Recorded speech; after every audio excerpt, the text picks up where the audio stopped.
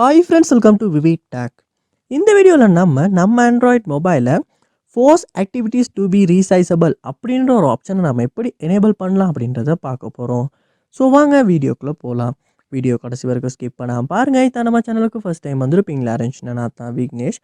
மறக்காம நம்ம சேனலில் வந்து சப்ஸ்கிரைப் பண்ணிட்டு அப்படியே பார்த்துள்ள பெல் ஐக்கனையும் கிளிக் பண்ணுங்கள். நீங்கள் கொடுக்குற ஒவ்வொரு லைக்கும் சப்ஸ்கிரைபும் தான் எனக்கு நெக்ஸ்ட் வீடியோ பண்ணுறதுக்கான மோட்டிவேட்டாக இருக்கும்.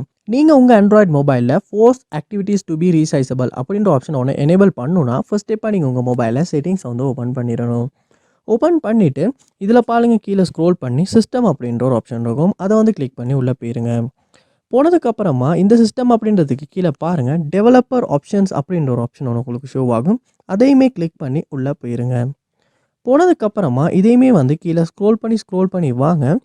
லாஸ்ட்டாக பாருங்கள் இருக்கும் force activities to be resizable, make all activities resizable for multi window regardless of manifest values அப்படின்ற ஒரு ஆப்ஷன் உங்களுக்கு கொடுத்துருப்பாங்க.